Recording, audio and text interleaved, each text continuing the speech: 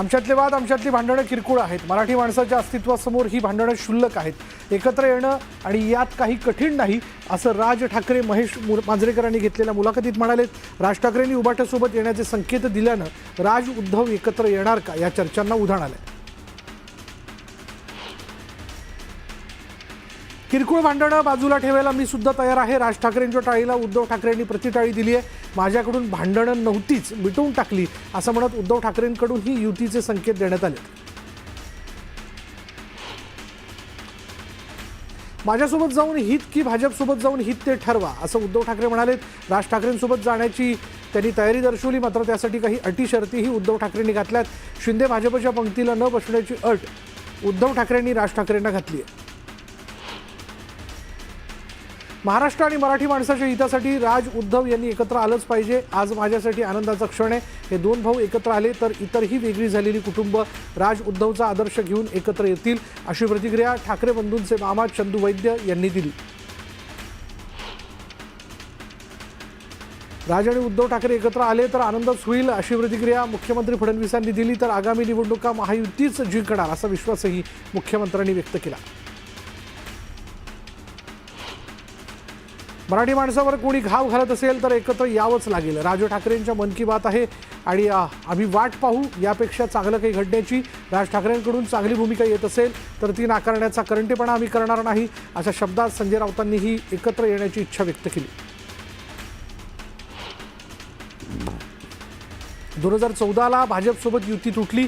त्यानंतर अनिल देसाई आणि उद्धव ठाकरेंनी आमचे फोन उचलले नाहीत. आम्ही एबी फॉर्म राखून ठेवले होते, पण अनिल देसाईंनी आपले एबी फॉर्म वाटले, त्यामुळे त्यांना अटी शर्ती घालण्याचा अधिकार नाही. मात्र एकत्र येण्याबाबत राज ठाकरे निर्णय घेतील, अशी प्रतिक्रिया संदीप देशपांडेंनी दिली. भाजपला महाराष्ट्र लुटायचा आहे. शिवसेना स्थापन झाली महाराष्ट्राच्या हितासाठी, मात्र ती अमित शहांनी तोडली.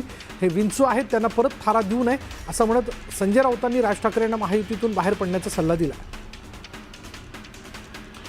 महाविकास आघाडी सोडणार काय यावर आता बोलणार नाही. आता राज ठाकरे एसएनशी आणि भाजपसोबत आहेत. महाराष्ट्राच्या हिताचं काम ते आता करत नाहीत.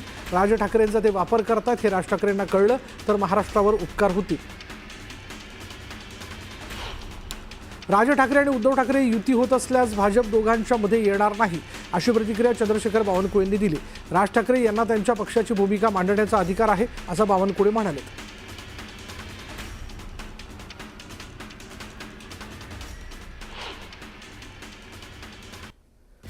एक ब्रेकिंग न्यूज आहे. परभणीमध्ये 2 गटामध्ये राडा झाला. लहान मुलांच्या खेळण्यावरनं हा जोरदार राडा झाल्याचं कळतं. इक्बालनगरमध्ये 2 गटात जोरदार राडा झाला. दगडफेकीत 10 ते 12 वाहनांचं मोठं नुकसान झालंय. पोलिसांचा मोठा बंदोबस्त तिथे तैनात करण्यात आलाय.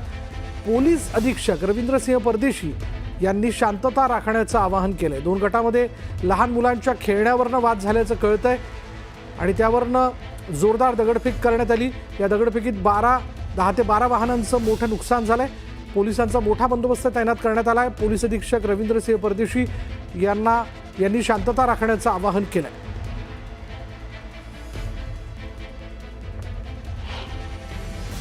राज ठाकरेंनी कोणाबरोबर युती करावी आणि कोणाबरोबर पुढे जावं हा त्यांचा वैयक्तिक प्रश्न आहे, अशी प्रतिक्रिया उदय सामंतांनी दिली. आम्ही शिवसैनिक म्हणून काम करतो. आम्ही एकनाथ शिंदे यांनी घेतलेल्या निर्णयाला बांधील आहोत, असं ते म्हणाले.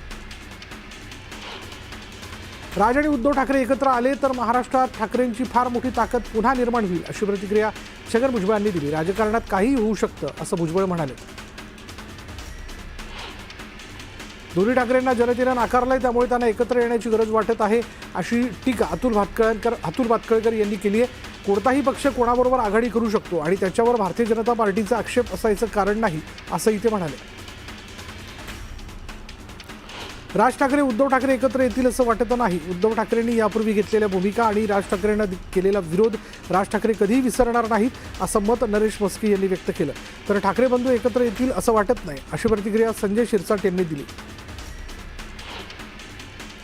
ठाकरे बंधूंच्या एकत्र येण्याच्या चर्चेवर शिवसेना खासदार श्रीरंग बारणेंनी प्रतिक्रिया दिली आहे. स्वभावामुळे दोन्ही ठाकरे बंधू एकत्र येणं शक्य नाही, अशी खोचक टीका त्यांनी केली. दोन्ही ठाकरे बंधू एकत्र आले तर महाराष्ट्राला निश्चितच फायदा होईल, अशी प्रतिक्रिया माजी आमदार वैभव नाईकांनी दिली आहे. आपल्याला कोणाच्या विरोधात लढायचं हे राज ठाकरेंनी स्पष्ट करावं, असं नाईक म्हणाले. राज आणि उद्धव ठाकरेंनी एकत्रित येणं हा त्यांचा घरगुती प्रश्न आहे. त्यांच्या एकत्रित येण्याचा भाजपवर कोणताही परिणाम होणार नाही, अशी प्रतिक्रिया माजी खासदार रामदास तडस यांनी दिली आहे. त्यांच्या पक्षातील लोकांना हे दोन्ही बंधू एकत्र यावेत असं वाटत असेल. राज उद्धव ठाकरेंनी एकत्र यावं की न यावं यावर कोणत्याही राजकीय पक्षांनी सांगण्याची गरज नाही. प्रत्येकजण आपली सत्सद विवेक बुद्धीला स्मरून जो तो निर्णय घेईल आणि ते एकत्र येत असतील तर तुमच्या पोटात का दुखतंय, अशी मिश्किल टिप्पणी अजित पवारांनी केली. उद्धव ठाकरे राज ठाकरे यांच्यात भावाभावाचं नातं आहे. राजकीय विषय वेगळा आहे. दोन शक्ती एकत्र आल्या तर महाराष्ट्राचा फायदाच होईल. याबाबत व्यापक निर्णय ठाकरे घेतील, असं अंबादास दानवे म्हणाले. ठाकरे बंधूंच्या युतीच्या चर्चेवर भरत गोगावलेंनी प्रतिक्रिया दिली. राजकारण आणि खेळामध्ये कधी काय घडेल हे तुम्ही सांगू शकत नाही. दोघेही एकत्र आल्यास आम्हाला मनपा निवडणुकीत फटका बसेल असं वाटत नाही, असं गोगावले म्हणाले. राज ठाकरे आणि उद्धव ठाकरेंचे एकत्र येण्याच्या चर्चेवर अतुल लोंढेंनी प्रतिक्रिया दिली. राज ठाकरे यांना कळू लागलंय की भाजप कसा आहे. भाजपसोबत राज ठाकरेंचा भ्रमनिरास झालाय, असं लोंढे म्हणाले. हिंदी भाषा लोकांना जोडण्याचं साधन आहे. बाहेर राज्यात गेल्यानंतर मराठीत आपण संवाद साधू शकणार आहोत का, असा सवाल प्रतापराव जाधव यांनी केलेला आहे. महाराष्ट्रात मराठी ठीक आहे, पण देशात आपल्याला हिंदी आलं पाहिजे, असं मत त्यांनी व्यक्त केलं. उपमुख्यमंत्री अजित पवार नाशिक दौऱ्यावरती येणार आहेत. दरम्यान ज्या ठिकाणी राष्ट्रवादीची बैठक होणार आहे त्या ठिकाणी अजितदादांना विनंती करणारा एक बॅनर झळकलाय. छगन भुजबळ यांना सन्मानपूर्वक मंत्रिमंडळात स्थान द्यावं, अशी मागणी या बॅनरमधून करण्यात आली आहे. ठाकरे बंधूंच्या एकत्र येण्याच्या चर्चेनंतर रिपाई नेत्यांनी देखील एकत्र यावं, असं आवाहन डॉक्टर राजेंद्र गवई यांनी केलं आहे. बाळासाहेब आंबेडकर, रामदास आठवले आणि राजेंद्र गवई यांनी एकत्र आल्यास स्थानिक पालिका निवडणूक आणि जिल्हा परिषद निवडणुकीत 1000 कार्यकर्ते निवडून येतील, असं गवई म्हणाले. लाडकी बहीण योजनेचे 2100 रुपये योग्य वेळी देणार, त्याशिवाय जिल्हा परिषद पंचायत समिती निवडणुकीत आम्हाला मत मिळणार नाही, असं विधान मंत्री हसन मुश्रीफ यांनी केलं आणि या वक्तव्यानंतर नव्या वादाची शक्यता आहे. पुणे जिल्ह्यात काँग्रेसला मोठा धक्का बसला. संग्राम थुपटेंनी पक्षाचा सदस्यपदाचा राजीनामा दिला. प्रदेशाध्यक्ष हर्षवर्धन सपकाळांना त्यांनी ईमेलद्वारे आपला राजीनामा पाठवला. महाडमध्ये 23 एप्रिलला 134 सरपंच पदांसाठी आरक्षण सोडत होणार आहे. बाबासाहेब आंबेडकर राष्ट्रीय स्मारकातील बहुउद्देशीय सभागृहात आयोजित केली जाणार आहे. नांदेड जिल्ह्यातील महायुतीच्या 2 आमदारांनी पालकमंत्री अतुल सावे यांच्या विरोधात मुख्यमंत्र्यांकडे तक्रार केली आहे. तांडा वस्ती सुधार योजनेचा निधी वाटपाबाबत ही तक्रार करण्यात आली आहे. आमदारांच्या तक्रारीवरून मुख्यमंत्र्यांनी 7,25,00,000 रुपयांच्या कामांना स्थगिती दिली. दरम्यान ही तक्रार नसून प्रशासकीय कामांचा एक भाग आहे, असं स्पष्टीकरण आमदार तुषार राठोड यांनी दिलं. शिवसेनेच्या वतीनं सिंधुदुर्ग जिल्ह्यात सभासद नोंदणी कार्यक्रम पार पडला. यावेळी निलेश राणेंनी सभासद नोंदणी करण्याचं आवाहन केलं. आपण भाजपमध्ये जाणार नाही, असं आश्वासनही त्यांनी दिलं. आम आदमी पक्षाचे खासदार राघव चड्डा यांनी आपल्या मातोश्रीसोबत साईबाबांचं दर्शन घेतलेलं आहे. दर्शन झाल्यानंतर माध्यमांशी बोलताना त्यांनी विमानतळावर उडान कॅफे सुरू करण्याच्या निर्णयाचं स्वागत केलं. पहिलीपासून हिंदी भाषा अनिवार्य करण्याच्या निर्णयाविरोधात मनसे आक्रमक झाली आहे. वाशिममध्ये जोरदार घोषणाबाजी करत मनसेनं निषेध नोंदवला. यावेळी मनसे कार्यकर्त्यांनी शासन निर्णयाची होळी केली. पहिलीपासून हिंदी विषय ठेवण्याचा GR रद्द करावा या मागणीकरता चिपळूणमध्ये मनसेनं आंदोलन केलं. महाराष्ट्राचा बिहार होऊ देणार नाही, आम्हाला हिंदी भाषा मान्य नाही, अशी घोषणाबाजी आंदोलकांनी केली. हिंदी भाषा अनिवार्य केल्याच्या निषेधार्थ मनसेनं मलबार हिलमध्ये निषेध आंदोलन केलं. शासनाच्या शासन निर्णयाच्या प्रती फाडून त्यांनी त्याची होळी करत मनसेनं निषेध नोंदवला. पुण्यातील गर्भवती मातेच्या मृत्यू प्रकरणी डॉक्टर सुश्रुत घैसास यांच्या विरोधात गुन्हा दाखल करण्यात आला. घैसास यांना कोणत्याही क्षणी अटक होण्याची शक्यता आहे.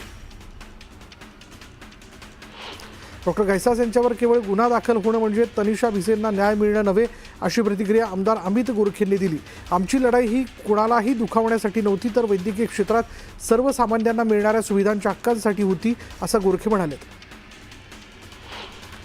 निवडणूक काळात रणजित कासले परळी विधानसभा मतदारसंघात कर्तव्यावरच नव्हता, अशी माहिती बीड जिल्हा प्रशासनाकडून देण्यात आली आहे. कासलेने निवडणुकीसंदर्भात केलेले दावे तथ्यहीन आहेत, असं निवडणूक आयोगाला सादर केलेल्या अहवालात प्रशासनाने म्हटलं. परळी विधानसभा निवडणूक संदर्भातील वादग्रस्त वक्तव्यावरून निवडणूक विभागाने दाखल रणजित कासले विरोधात गुन्हा दाखल केला आणि त्यामुळे कासलेंच्या अडचणीत वाढ झाली. मला आणि माझ्या कुटुंबाला पोलिसांचं संरक्षण द्यावं अशी मागणी सनगाव इथल्या पीडित वकील तरुणी ज्ञानेश्वरी अंजान यांनी केली आहे. विशेष वैद्यकीय समितीकडून माझ्या शरीरावरील जखमांचं परीक्षण करून आरोपींवर खुनाचा प्रयत्न केल्याचा गुन्हा नोंदवावा अशी मागणी त्यांनी केली. पांडुपमध्ये भर दुपारी एका अज्ञात व्यक्तीने बेस्ट बस आणि रिक्षांवर हल्ला केला. या व्यक्तीने तलवारीने बसेस आणि रिक्षांची तोडफोड केली. हल्ल्यानंतर वाहनांमधील नागरिकांची पळापळ सुरू झाली. दरम्यान पोलिसांनी या तरुणाला ताब्यात घेतलं. नागपूरच्या भांडेवाडी कचरा डेपोत भीषण आग लागली. आग विझवताना अग्निशमन विभागाचा बंब जळून खाक झाला. नागपूरमध्ये विश्व हिंदू परिषदेच्या वतीने आंदोलन करण्यात आलं. ममता बॅनर्जी सरकारच्या विरोधात घोषणाबाजी करत बंगालमध्ये हिंदूंवर होत असलेल्या अत्याचाराविरोधात निषेध नोंदवण्यात आला. कल्याणच्या मोहने परिसरातील मोबाईल दुकानातून चोरट्यांनी 6 महागडे मोबाईल लंपास केलेत. चोरीची घटना सीसीटीव्ही कॅमेऱ्यात कैद झाली. मीरा रोडमध्ये एका पतीने त्याच्या पत्नीवर चाकूने हल्ला केला. पत्नीसोबत राहत नसल्याच्या रागातून त्याने पत्नीवर चाकू हल्ला केला. मीरा रोडच्या विमलनाथ सोसायटीत ही घटना घडली. चंद्रपूर जिल्हा परिषदेने उत्तम वाघ कथा असलेल्या गोष्टींचे पुस्तक प्रकाशित केलेलं आहे. गोष्टी वाघाच्या असं या पुस्तकाचं नाव आहे. वनव्याप्त क्षेत्रातील जिल्हा परिषद शाळांमधील विद्यार्थ्यांनी स्वतः वाघ अनुभवल्याच्या गोष्टी यामध्ये लिहिल्या आहेत. अकोला शहरातील गौरक्षण रोडवरील बांधकाम भवनासमोर गतिरोधक बसवण्यात आला आहे. शहरात इतर ठिकाणी गतिरोधक बसवण्याच्या मागणीकडे प्रशासनानं अनेक वेळा दुर्लक्ष केलं आणि स्वतःच्या कार्यालयासमोर मागणी नसतानाही गतिरोधक बसवला असा आरोप मनसेनं केला. दौंडमध्ये न्यूज 18 लोकमतचा इम्पॅक्ट पाहायला मिळाला. न्यूज 18 लोकमतची बातमीनंतर रेल्वे प्रशासनाला जाग आली आहे. अनेक महिन्यांपासून बंद असलेली दौंड रेल्वे स्थानकावरील लिफ्ट तातडीनं सुरू करण्यात आली. वर्ध्याच्या आमला इथं पोल्ट्री फार्ममधील सुमारे 1500 पक्ष्यांचा मृत्यू झाला आहे. तापमान वाढल्यानं तसंच खंडित वीज पुरवठ्यामुळे उष्माघात होऊन पक्ष्यांचा मृत्यू झाल्याचा अंदाज वर्तवण्यात आला.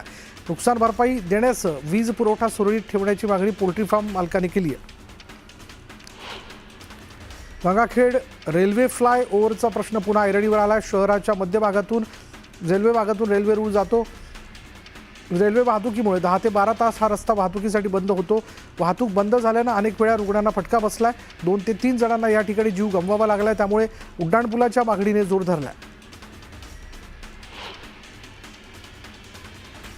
वाशिम जिल्ह्यात या खरीप हंगामात एकूण 4,01,000 हेक्टर क्षेत्रावर खरीप पीक पेरणीचं नियोजन कृषी विभागाकडून सुरू आहे आणि या पेरणीसाठी 83,243 क्विंटल बियाण्यांची आवश्यकता आहे. भुसावळ रेल्वे विभागाअंतर्गत येत असलेल्या 9 जिल्ह्यांमध्ये रेल्वे कर्मचाऱ्यांना घरपोच आरोग्य सुविधा पोहोचवण्याकरता मध्य रेल्वेच्या माध्यमातून आरोग्य तपासणी मोहीम राबवली जाते आणि या आरोग्य सुविधेसाठी रेल्वे विभागाने रेल्वेच्या एका कोचमध्ये सुसज्ज असं रुग्णालय उभारलं आहे. जळगावच्या कुसुंबा गावात दारूच्या नशेत पतीने आपल्या पत्नीला चावा घेतला. दारूच्या नशेत पिसाळून केवळ वादाच्या रागातून पतीने आपल्या पत्नीच्या हाताच्या बोटाला इतक्या जोरात चावा घेतला की बोट नखासकट तुटून पडलं. पतीविरोधात गुन्हा दाखल करण्यात आला.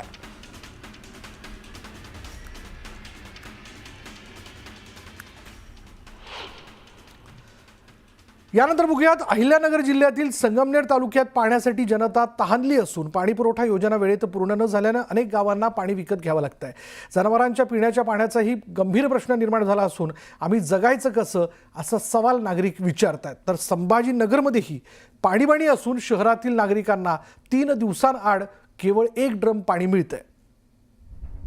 विकत पाणी प्यायचं विकत आणायचं एवढं सायपिंग केलं काही झालं काय आहे का टप्प्यात तळ्यात पाणी होतं तेव्हा हालत होते ना आता हालत. पाणी विकत घ्यावं लागतं. पाण्याचा खूप त्रास आहे आम्हाला नाही का. पाणी रोज येत नाही. 1 दिवस आड करून पाणी येते. पाण्यासाठी आम्हाला दिवसभर घरी वाट पाहावं बसत लागते. टँकर कधी येतंय कधी येत नाही.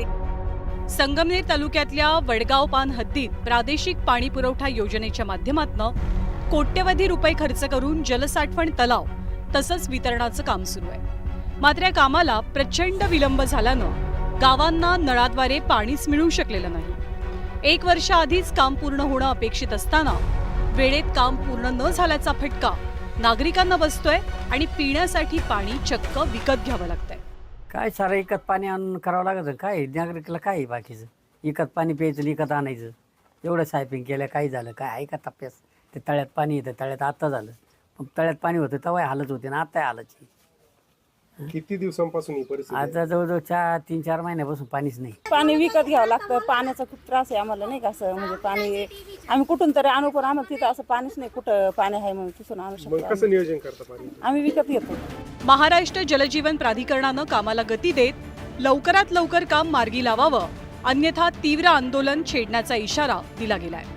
मी शासनाला या ठिकाणी विनंती करतोय, प्रशासनालाही विनंती करतोय का या ठिकाणी त्यांनी लक्ष घालून ती लाईन लवकरात लवकर या ठिकाणी पूर्ण करावी. नाहीतर आम्ही 21 गावं जे आहे ते पूर्ण ताकदीनं आम्ही या ठिकाणी रस्त्यावर येण्यास सुद्धा तयार झालेले आहे. छत्रपती संभाजीनगर शहरातही पाणीची परिस्थिती असून शहरातल्या अनेक भागात टँकरद्वारे पाणी पुरवठा होतोय. टँकरद्वारे पाणी पुरवठा केल्या जाणाऱ्या भागात दर 3 दिवसांनी 1 ड्रम पाणी प्रत्येक घराला मिळतंय. मात्र हे पाणी 1 दिवसही पुरत नसल्यानं इथल्या नागरिकांना सुद्धा पाणी विकत घ्यावं लागतंय.